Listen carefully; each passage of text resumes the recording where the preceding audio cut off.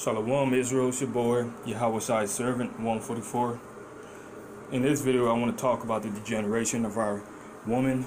I want to talk about the degeneration of the way we were living, the way our women were looking, the way they were smelling, the way they were acting from ancient times all the way to modern day Babylon. Okay? Now I'm going to start from the story of Esther. I'm sure all of y'all know the story of Esther, you know. She was taken to be a queen for the king, you know, of Assyria. And I'm gonna let's start at chapter 2, and I'm gonna start at verse 12. Now before I do that, let's understand that the Israelite woman back in the ancient times, they were beautiful, man. And the way they presented themselves, the way they acted, they were humble, they were sweet. You understand? Now, if we go up to an Israelite woman nowadays, it'll be a whole different story. You know, okay. Chapter 2 and verse 12. Now, when every maid's turn was come to go into King Ahasuerus, after that she had been 12 months, according to the manner of the woman, for so were the days of their purification, accomplished, to wit, 6 months with oil of myrrh, and 6 months with sweet odors, and with other things for the purifying of the woman. 6 months to get the woman prepared to meet the king. Hey man, y'all gotta understand, these Eves out here, they don't even take showers, man. You know, these Eves out here be so proud, acting like their shit don't stink. You know, we have to deal with their attitude, and we have to deal with their stinky asses. But our ancient women back in the days, they weren't like that. 6 months they had to purify themselves to even be able to go up to the king. You know? So the men of Israel in those times, they had a higher standard for how the woman had to look, how she had to smell, how she had to act, you know. And it said, then thus came every maiden unto the king, whatsoever she desired was given to her, to go with her out of the house of the woman unto the king's house. So when she was purified, when she was made a desire of the king's eye, then she was given anything she wanted. But it took 12 months for that purification process. You understand?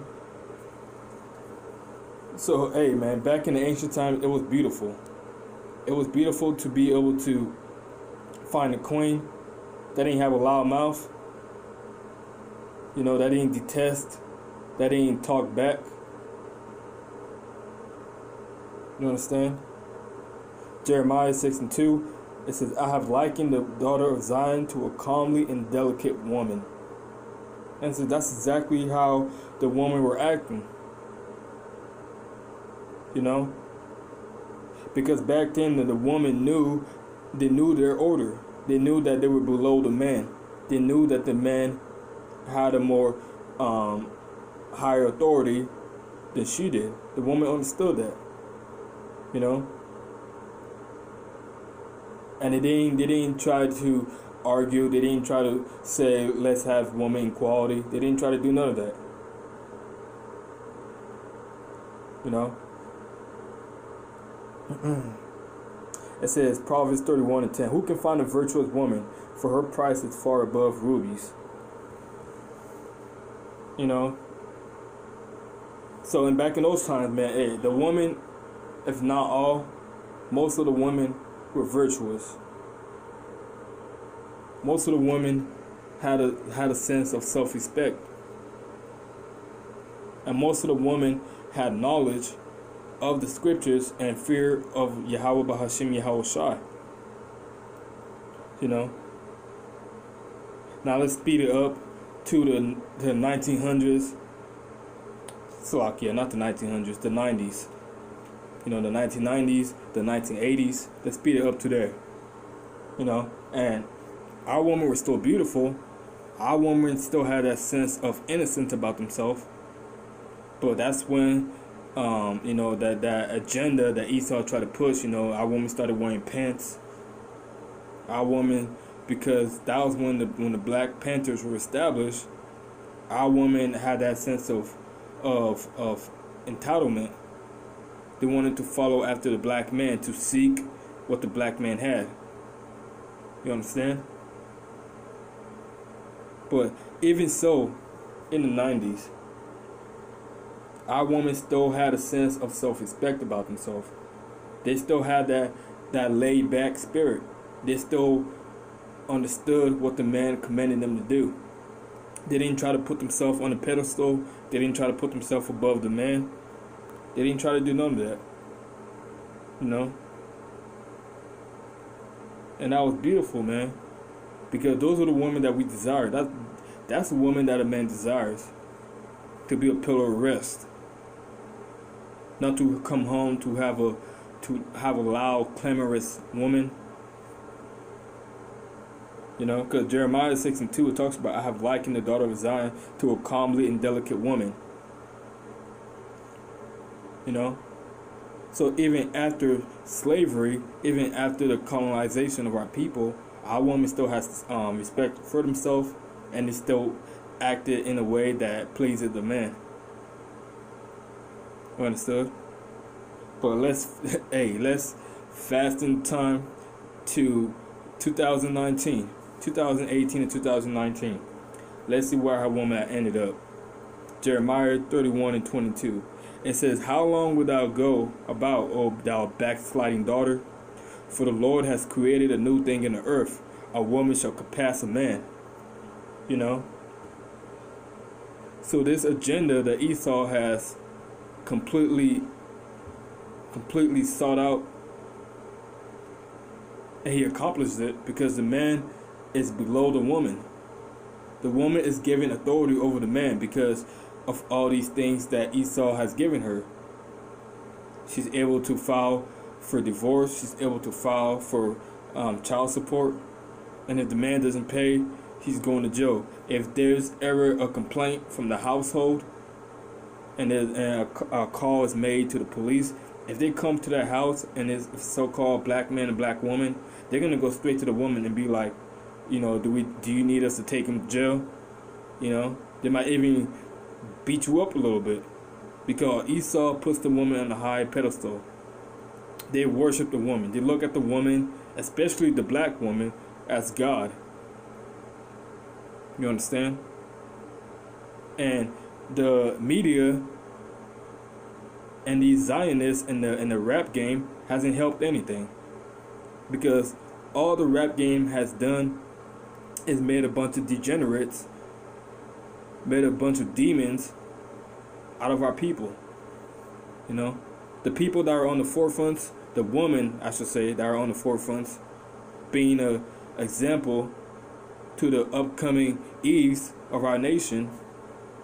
They're just raising up a bunch of rebellious, wicked sisters, when it's not supposed to be like that. The rap game has completely changed. It's not that you can have skills anymore.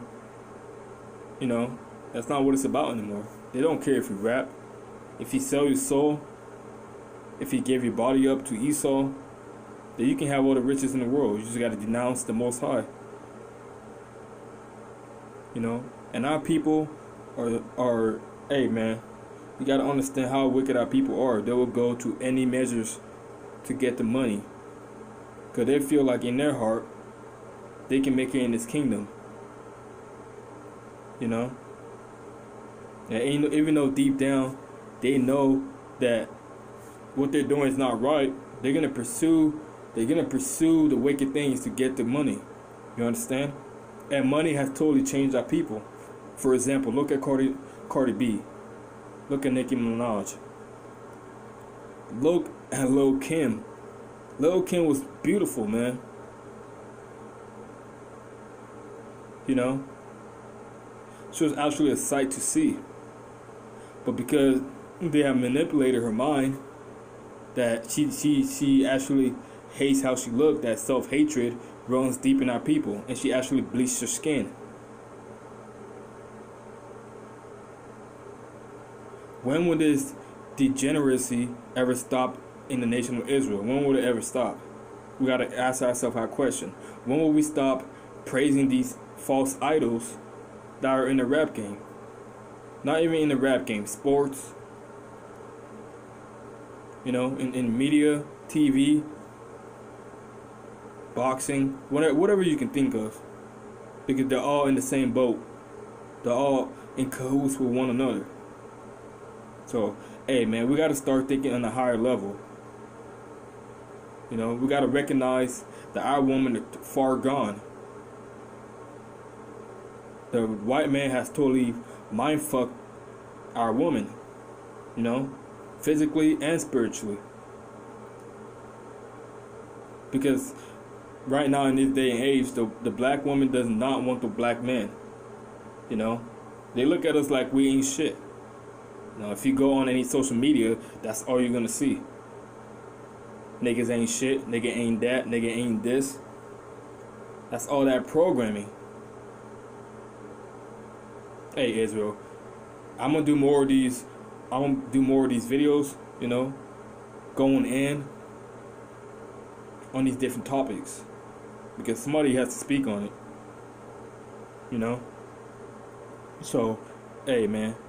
But it's still good though that we still have a remnant of our women that are coming back to the commandments, coming back to the gospel, having self-respect about themselves.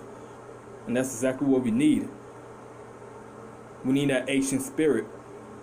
We need women that are going to know their role, that are going to play their role to the best of their ability, that are going to serve their man, that are going to be a pillar of rest for their man. That's what we need. A man doesn't want to come home after a hard day of work, having to deal with Esau, the white man, having to deal with the world, with these other nations, having to deal with his own brother, the so-called Israelite man. You know? Any second he could be shot to death. But Lord willing, he makes it and he comes home. Then he comes home to a loudmouth wife. He doesn't need that. That's why, hey, all praises to you women that had come back to the statutes, commandments. You know, Yahweh Bahashim, Yahweh Shah has blessed y'all with the eye salve for getting this knowledge, and ultimately that's going to lead to y'all salvation. You understand? So, hey, man. Giving all praise to Yahweh Bahashim, Yahweh Shai, Bahashim Rakakadash. Until the next time, I say, Shalom, Israel.